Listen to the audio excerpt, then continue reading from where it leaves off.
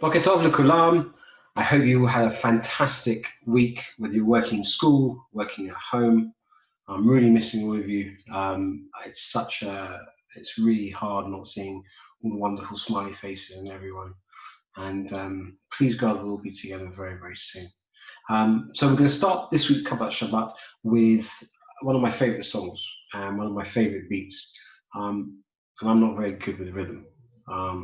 And if any of you can learn this, then please do, because you can then teach me, and because I can't get it.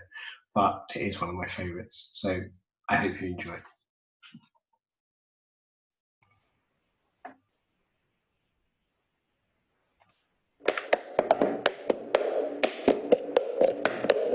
וירו יקרא לבנים בד וינצחם כמו בבד נעים שמכם ולא יושבת שבו ונוחו ביום שבת דרוש נביא ועולמי ועוד ישר עימי תסורק בתוך עמי שבעי שבת בני עמי דרך פורה בתוך בטוח וגם בבל אשר גברה בתוצרי ויפי עברה שמע קולי ביום אקרא אלוקים תן במדבר עדה שיטה בראש שיטה ולמה תיר ולניזר שגאומים תנגמנה הדוח המים וקהל קנה במוג לבב ובמגינה ונרחיב פעון מעלנה לשוננו לחרינה תהיה חוכמה לנפשך ויחצה לראשך מצור מצוות קדושך שמור שבת קודשך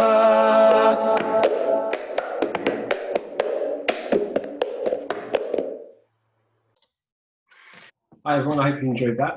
I'd love to see if any of you guys can do it. I can't do it, and if you can teach me, even better. We're now going to go on to someone in year 6 who's written a really lovely Devar Torah, and one that I think she would love to share with all of you, and I hope you will enjoy it. And that's Emily Happy in year 6. Here we are. Dear Daria, I'm just writing to say how much I enjoy going to school. We have such nice teachers at Marisha. I really like my friends and the school is just the right size so I never get lost. I wish I could stay at Marisha forever. It's just so comfortable.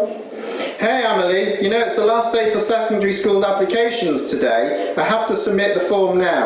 We talked about putting JFS first on the list. I think you will really enjoy it there. It's a great school, you will make lots of new friends and learn so many new subjects. I'm sure you're going to be very excited about going there in September. You are going to love it.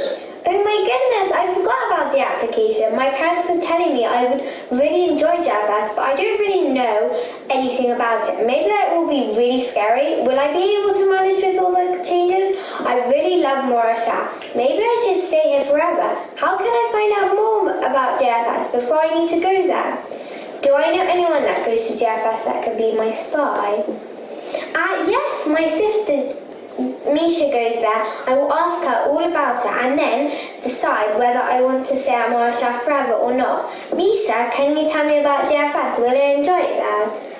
Oh no, my little sister wants to go to JFS. She is still so little. Will she be able to cope? She's going to cramp my style. I'm going to try to put her off.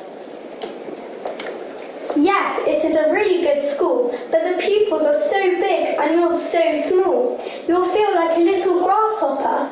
The food in the lunch hall is so big that you will need 8 friends to carry your plate back to the table.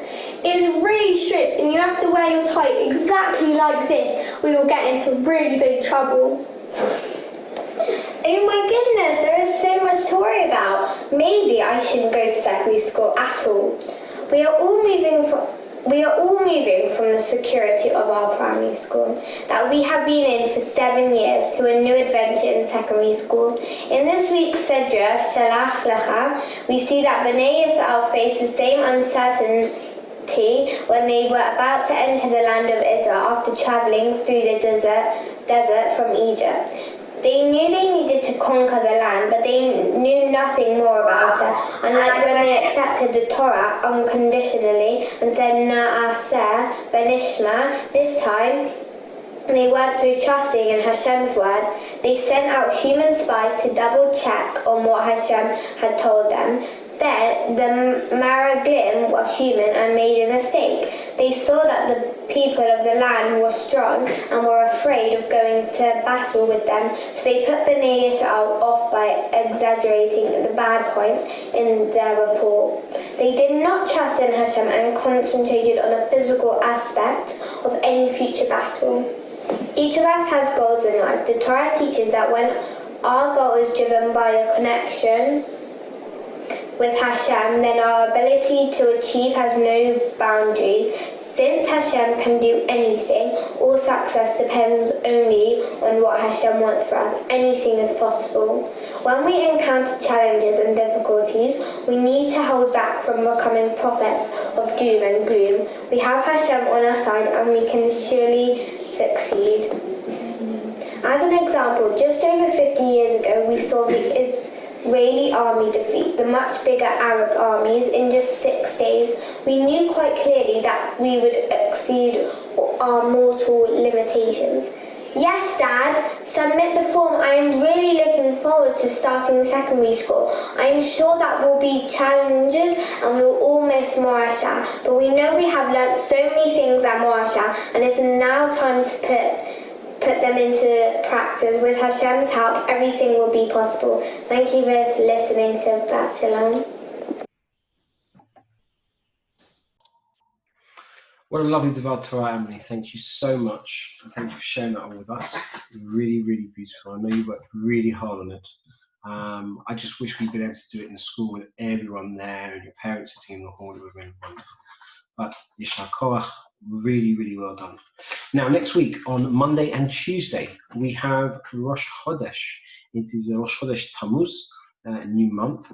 Now, there's a very interesting question. Why don't we start Rosh Chodesh with a full moon? Complete full moon. The beginning. It's the brightest, biggest in the sky. Why don't we start with a full moon? Why don't we start with a tiny little sliver? So Rav Soloveitchik gives a beautiful answer. And he says that when you start at the beginning, it's always best to see something grow, to let it really develop. And you watch it grow and you watch it develop. And then you get the most benefit out of it. And the moon, as it grows, brings light into the dark. And with a new month, we get the opportunity to make changes to our lives, be the best we can be. If you like a mini Rosh Hashanah, chance to look at ourselves and decide what is it we want to do? What is it we want to change about ourselves? Be the best we can be. There's a beautiful story which I want to share with you right now. And I think this shows how we can all bring the best out of each other. And even people that don't feel they have much to give, or much that can help other people, but actually we all can. So have a look.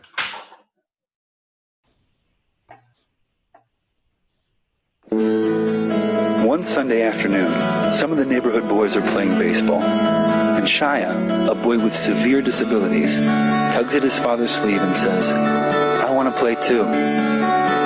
His father knows that because of Shia's limitations, the boys won't want him on their team.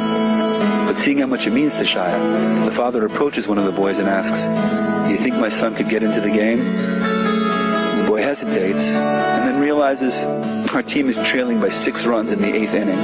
Nothing Shia is going to do is going to make a difference anyway.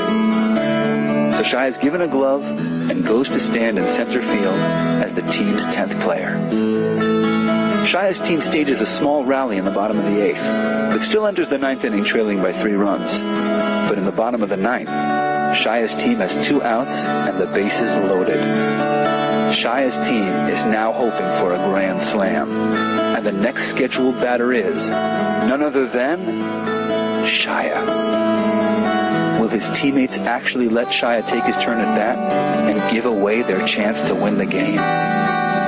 Shia is handed a bat and pointed towards the plate. Shia doesn't even know how to hold the bat. Seeing how hard it's going to be for Shia to hit the ball, the opposing pitcher moves in several steps and lobs the ball gently towards the plate. Shia swings clumsily and misses. Before the next pitch, one of Shia's teammates joins him at the plate to help him swing. The pitcher steps even closer and lobs another soft pitch. This time, Shia makes feeble contact, hitting a slow ground ball to the pitcher. The pitcher picks up the ball, looks at it, knowing he can easily throw Shia out at first base and end the game right there. But instead, he throws the ball all the way over the first baseman and into right field. Everyone starts yelling, "Shia, run to first! Shia, run to first!" Never in his life has Shia run to first.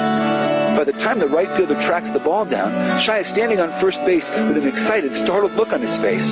The right fielder understands the pitcher's intentions, and so he throws the ball all the way over the third baseman's head. And now everybody yells, "Shia, run to second! Shia, run to second!"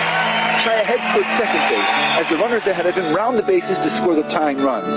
As Shia reaches second base, the opposing shortstop runs towards him, turns him in the direction of third base and shouts, "Shia, run to third!" Shia rounds third. All 18 boys from both teams are running behind him, screaming, "Shia, run home! Shia, run home!"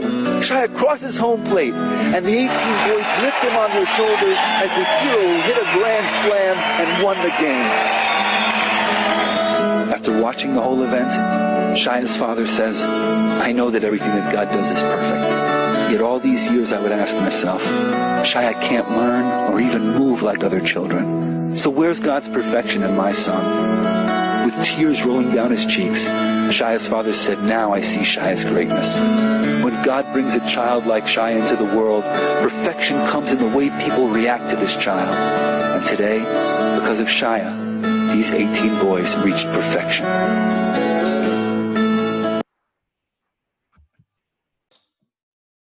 The story of Shia is a true story, and it's a beautiful one.